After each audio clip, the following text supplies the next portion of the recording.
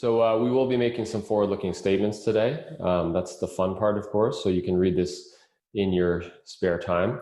But Excellon Resources, we've been around for quite some time now. The company was founded in 1989, brought to Mexico by Peter McGaw in the mid-90s, and we made the discovery of Platosa in the late 90s. Mexico's highest grade silver deposit, put it into operation in 2005, and we've been operating it since. So 15 years of production in Mexico. We're going to look at where we're going with that asset over the next little while.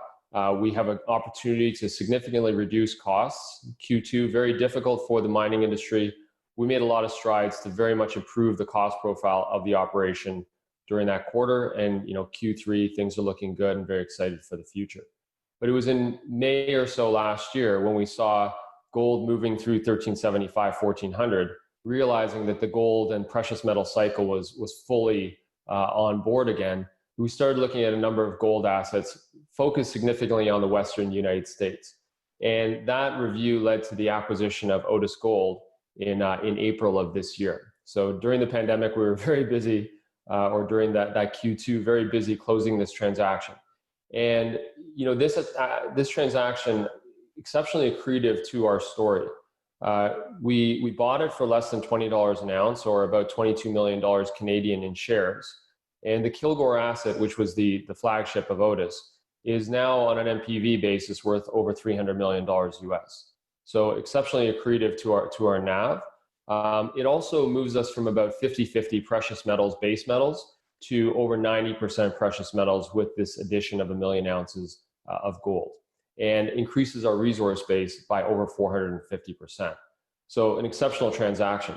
Great thing about Kilgore, though, is it's got loads of room to grow. Agnico Eagle invested in Otis back in 2017. They put $5 million in at 35 cents. And because they see the opportunity on this project for a 3 to 5 million ounce deposit. And that's what we really want to follow up on. Growing resources, making discoveries, that really fits in with the rest of our portfolio of assets. The key one we're going to talk about today is Silver City, which is a really interesting project.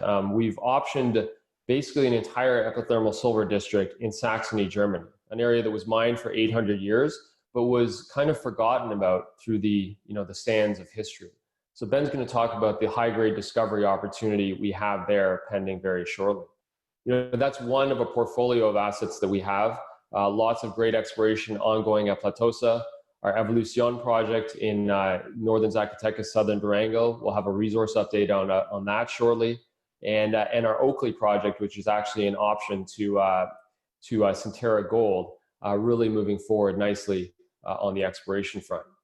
All of this, production, silver production, gold development opportunity, and the number of exploration assets, it's focused on or supplemented with a market-based strategy. We're in the process of preparing a listing for the NYSE.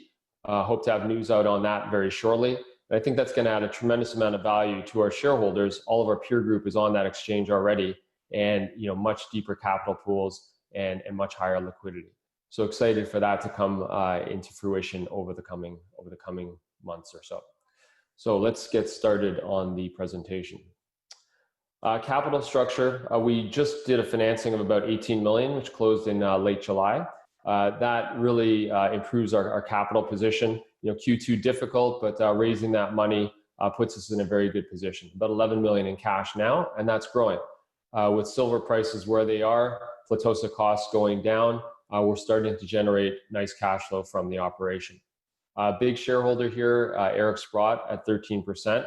And we gained some great shareholders from the Otis acquisition as well. Chris Lee Barber, Agnico Eagle, still a supportive shareholder, and Van Eck joining on that transaction as well.